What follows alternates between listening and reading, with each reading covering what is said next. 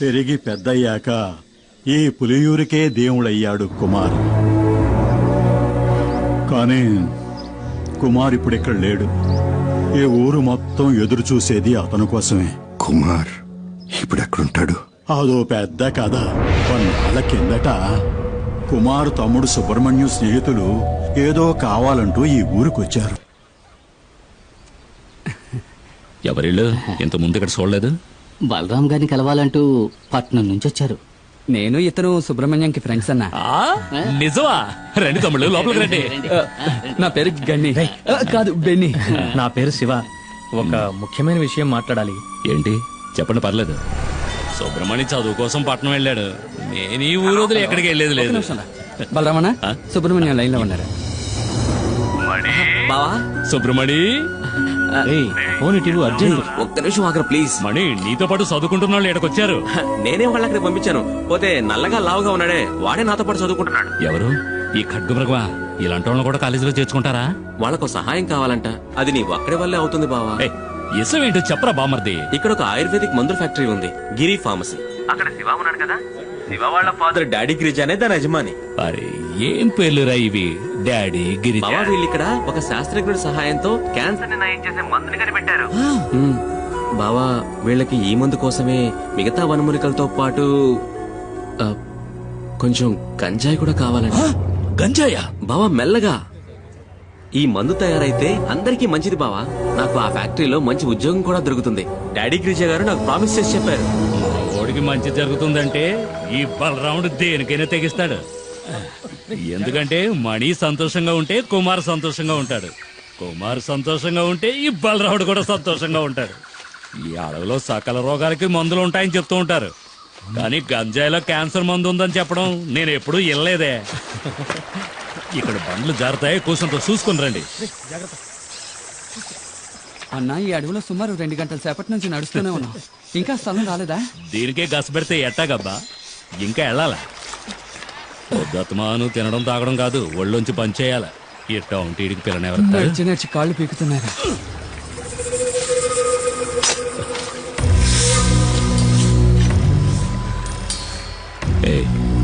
నేను ఎస్ఎం చెప్తే భయపడవుగా?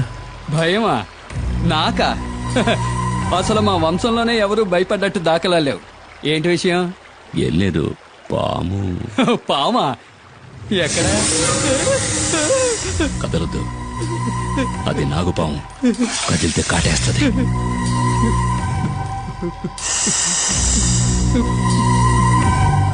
దాన్ని కొట్టి చంపేయండి. చంపాలా? ఎందుకు? పావేం పాపం చేసిందయ్యా? అడవనేది పావులకి, పెరుగు పుట్రకి, మృగాలకి సొంతం. ఆ ఉన్న చోటికి మనం రావడమే తప్పు. నెమ్మదిగా ఇంట్లో వాళ్ళందరినీ అడిగినట్టు చెప్పు.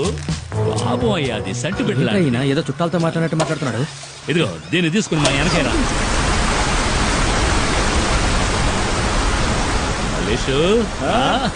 మావా, ఏంటి మావా, ఏంటి ఇక్కడ?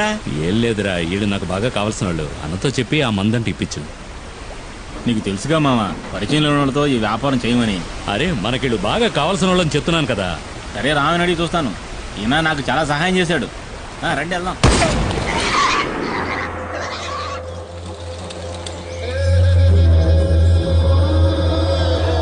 వీడు చెప్పడమే కాకుండా మీ డీలింగ్ నాకు బాగా నచ్చింది. రిస్కో ఓడల ద్వారా సింగపూర్, అక్కడి నుంచి అంటే యూరప్.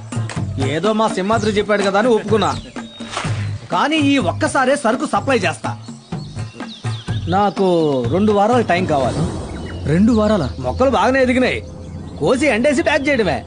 సరుకుని పులియూరుకి తీసుకొచ్చి చేరుస్తాం. ఆ పైన రిస్క్ మీదే. కూసంత తొందరగా నడవండి అయ్యా, పొద్దుగూకేలోగా అడవిని దాటేయాలా. అయ్యో, వచ్చిన దారిలోనే మళ్ళీ వెనక్కి వెళ్ళాలా?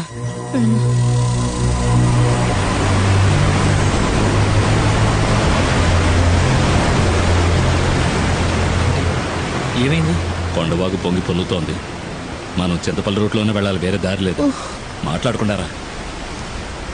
అరే త్వరగా రండి. ఏంటన్నా టెన్షన్ పడుతున్నావు? చింతపల్లి అడ్డ రోడ్లో 2 వారాలుగా పులి తిరుగుతోందట. ఎంతవరకు 5గురిని చంపేసిందట. అడ్డ రోడ్లో పులి తిరుగుతుండడం వల్ల ఎవరికి కంటి మీద కొనుక్కు లేదు. అది గనక ఊళ్ళోకి వచ్చిందంటే కుమార్ తప్ప జనాన్ని ఇంకెవరూ కాపాడలేరు. ఊళ్ళోకి వచ్చిన పులి గురించి కుమార్కి ఎలా తెలుస్తుంది? ఈ అడవిలో వేరే పులులు కూడా ఉంటాయి కదా. ఈ అడవి గురించి బొత్తిగా నీకు తెలియకలా మాట్లాడుతున్నావు. ప్రతి పులికి అడవిలో దానికంటూ ఒక పరిధి ఉంటుంది. ఒక పులున్న పరిధిలోకి ఇంకో పులి రాదు. అవి సంగమించే సమయంలో తప్ప చెయ్యందుకో. అయితే పుల్లున్న అడవిలోకి మనం వెళ్ళేది? కొండవాగులు దాటడానికి ఇది తప్ప వేరే మార్గం లేదు. చీకటి పడేలోగా దాటి రా, త్వరగా రా. రండి రండి.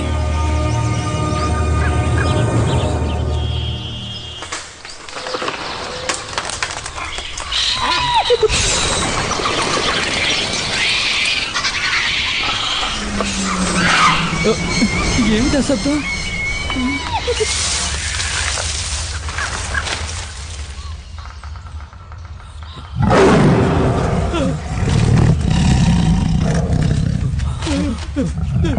పరిగెత్తండి, పరిగెత్తండి, పరిగెత్తండి.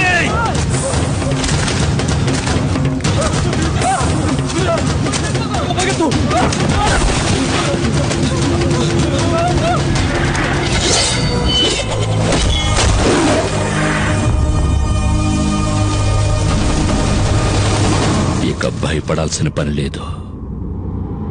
వేటగాడొచ్చేశాడు.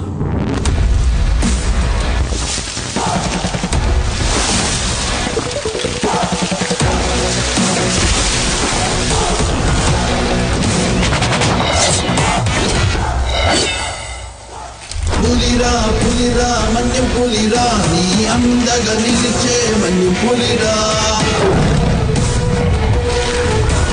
ఆపద అంతే ఆగడురా, విడు చెడునే చీల్చే మన్యం పులిరా.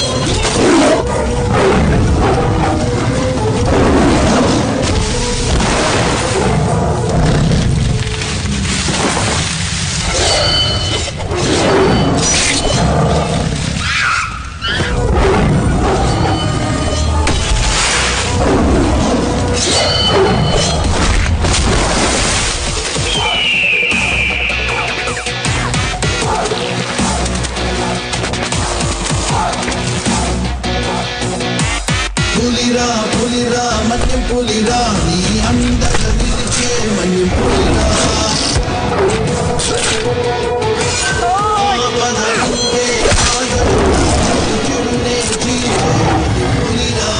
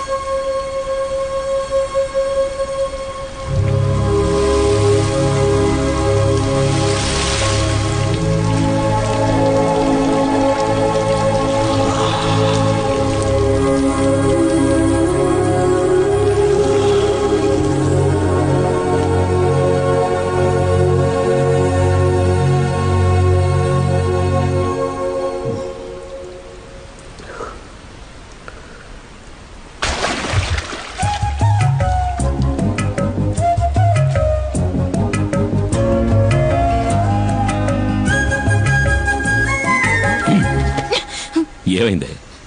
ఎందుకు అలా బొంగమూత పెట్టావు? పులియూరులందరికీ బాగా తెలుసు పులిని వేటాడాక తలస్నానం చేస్తావని. ఏమీ తెలియని అమాయకుల్లా నటిస్తావు. ఏంటి వాగుతున్నా? చాలు చాలు, నేనేం బుర్రలేందాను కాదు. నువ్వు పులిని చంపేవని నాకు తెలుసు. పులా? ఏ పులి? ఏమీ ఎరగడు పాపం. ఇప్పుడు ఈ ఇంట్లో దీనివల్ల ఎంత పెద్ద గొడవ అవుద్దో తెలీదు. ఎందుకే రోడ్డుకు వచ్చాడు మాట్లాడతావు? ఇట్రా. వద్దు, ఈ ముచ్చట్లే వద్దు. ఈ 2 రోజులు ఎక్కడున్నావు? అత్తారింట్లో. నీతో చెప్పాక పనికెళ్ళా? ఏయ్, చిన్ని. ఇంకోసారి పులిగోళ్ళు చర్మం దొరికాయని ఫారెస్ట్ ఆఫీసర్లు ఇంటికొచ్చి అడిగారనుకో, అప్పుడుంటది నా చేతిలో నీ పని. నాకు తెలియదా ఏంటి నీ కోపం ఎంతసేపు? ఏయ్, ఎందుకే వచ్చేలాగా కసుబుస్సమంటావు? మన చిన్ని ఇంకా ఎన్నాళ్ళని ఒక్కతే ఆడుకుంటుంది. గిలి కుమార్. నాన్న నిన్ను అమ్మ గిలి కుమార్ అని అంది. అనని మీ నాన్న గిలి కుమారా పులి కుమారా అని మీ అమ్మకి బాగా తెలుసు. ఏంటి సరసం పిల్ల ముందు?